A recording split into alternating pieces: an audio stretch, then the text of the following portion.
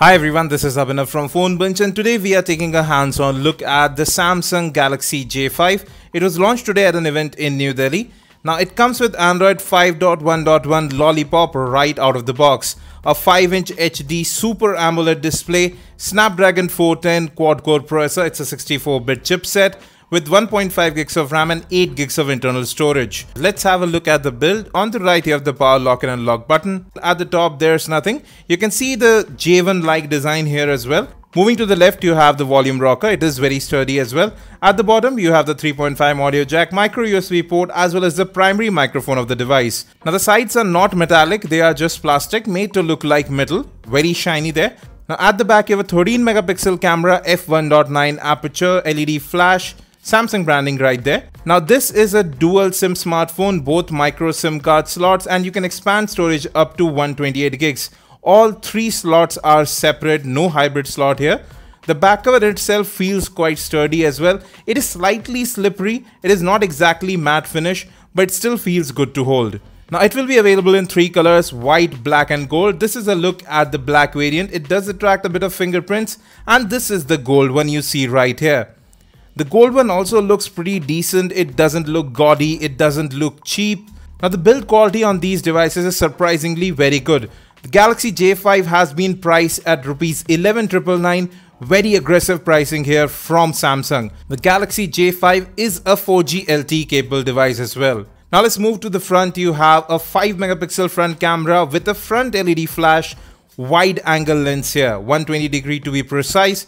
Now if we move to the bottom, you have a physical home button flanked by the app switcher and the back key. Both of those don't light up. Now for India, Samsung has changed the display on the Galaxy J5 to a Super AMOLED version.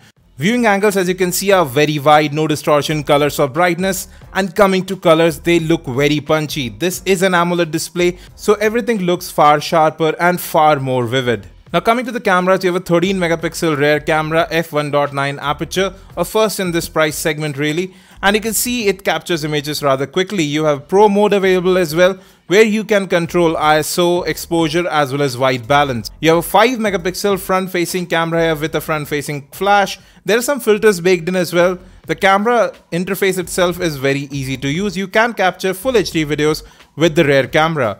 Images did turn out quite well.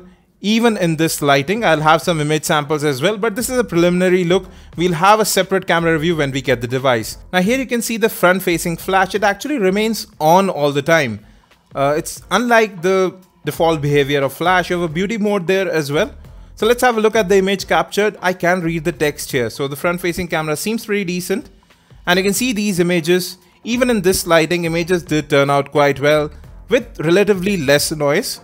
So f1.9 aperture should work out well for low light imaging. We'll test out the camera thoroughly when we get it for review. Now as you might have seen, both the Galaxy J5 and Galaxy J7 are running on Android 5.1.1. That's the latest right out of the box. This is the default launcher you see here. Microsoft apps have been included here as well, just like on the Galaxy S6. Now if you have used Samsung's rendition of TouchWiz with Lollipop, you know there's a theme center built in. You can get more themes from the theme store that is also baked into the device. You can go ahead and add widgets, app shortcuts, everything to the home screens. There's your notification shade right up top. You can scroll through all the different toggles available right there. But now let's jump into the settings. Very familiar settings layout. And right there again, Android 5.1.1 Lollipop right out of the box. That's really great to see for a new device launched in the market. You have quick settings available as well. You can go ahead and edit these to check out which particular settings you want right up top. Now coming to storage, you have about 4 gigs of storage available right now, but there are several apps installed on the device and about 660 odd MB RAM that's free right now. Again, many apps running in the background. And many of you have asked us, ultra power saving mode is available on the Galaxy J5. Performance and touch response does seem to be pretty good over here. Snapdragon 410 with 1.5 gigs of RAM does seem working very fine here. Now I can also see the web browsing is very smooth. Pinch to zoom is quite smooth over here. Text and images do render quickly. Scrolling is quite smooth as well. Overall, till now I haven't seen any lag on the device, even though so many people have used it. So folks, now let's wrap up. The last device we saw with the Snapdragon 410 from Samsung was the Galaxy Grand Max. It also performed quite well.